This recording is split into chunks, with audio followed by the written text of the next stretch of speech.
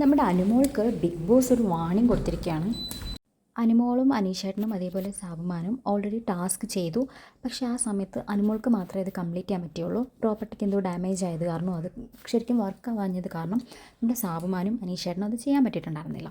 അപ്പം big boss ആ കഴിഞ്ഞ സമയത്ത് അവരുടെ അടുത്ത് അനൗൺസ് ചെയ്തിട്ടുണ്ടായിരുന്നു, ഇത് വളരെ നിർണായകമായൊരു ടാസ്കുകളാണ്, അത് ടിക്കറ്റ് ഫിനാലെയാണ്.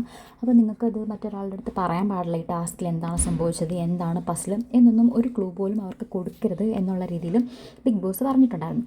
പക്ഷേ ഈ അനുമോൾ നൈസായിട്ട് ആദ്യം വന്നിരുന്ന് ചോദിക്കുന്നുണ്ട്. ആദ്യമൊന്നും പറഞ്ഞില്ല, പക്ഷേ പതുക്കെ അനുമോൾ ഇങ്ങനെ പറയാൻ തുടങ്ങി. ഷാനവാസിന് ക്ലൂ കൊടുത്തു, ഇവിടെ ആദിലേക്ക് ക്ലൂ കൊടുത്തു, നൂറയ്ക്ക് ക്ലൂ കൊടുത്തു. അവിടെ ഇരുന്ന് പറയുകയാണ്, ഇങ്ങനെ ചെയ്താൽ മതി, ഇങ്ങനെ പിടിച്ച് തിരിക്കണം, നമ്മൾ പേഷ്യൻസ് വേണം, നമുക്ക് ക്ഷമയോടെ ചെയ്യണം എന്നുള്ള രീതിയിൽ പറഞ്ഞുകൊണ്ടിരിക്കുകയാണ്. അപ്പം കുറച്ച് നേരം പറഞ്ഞു. പിന്നെ അനുമോൾക്ക് ഇങ്ങനെ കുറച്ചുകൂടെ പറഞ്ഞു കൊടുക്കാഞ്ഞിട്ട് അനുമോൾക്ക് വയ്യ കേട്ടോ. അപ്പോൾ അനുമോൾ ഇങ്ങനെ വേറെ ഇങ്ങനെ ഒരു കൊഞ്ചൽ പോലൊക്കെ ഇങ്ങനെ വേറൊരു ആർക്കും മനസ്സിലാവാത്ത രീതിയിലൊക്കെ ഇങ്ങനെ പറഞ്ഞു കൊടുക്കും. അപ്പോഴത്തേക്ക് നമ്മുടെ ബിഗ് ബോസ് അനൗൺസ് ചെയ്തു, അനുമോളെ ഒരുപാട് അങ്ങ് പറഞ്ഞു കൊടുക്കണ്ട കേട്ടോ എന്നുള്ള രീതിക്ക്. എന്തായാലും അനുമോൾ പറഞ്ഞു കൊടുത്തത് ബിഗ് ബോസ് കേട്ട് വാണിംഗ് കൊടുത്തിട്ടുണ്ട്. അപ്പോൾ അടുത്ത വീക്കിൽ അനുമോൾ കയറിപ്പോകാനുള്ള, ലാലേട്ടൻ്റെ നിന്ന് വഴക്ക് കേൾക്കാനുള്ള വഴിയായി. എന്ത് നിസ്സാര കാര്യമാണെങ്കിലും വേറെ ആരെങ്കിലും ചെയ്താൽ കുഴപ്പമില്ല, പക്ഷേ അനുമോൾ ആയതുകൊണ്ട് ഇത് ലാലേട്ടൻ ചോദിക്കാനും അനുമോളെ വഴക്ക് പറയാനും ഒക്കെ ഉള്ള സാധ്യത കാണുന്നുണ്ട്. അപ്പോൾ നമുക്ക് കാത്തിരുന്ന് കാണാം അടുത്ത ആഴ്ച ഇതിനെക്കുറിച്ച് ചോദിക്കുമോ ഇല്ലയോ എന്ന്.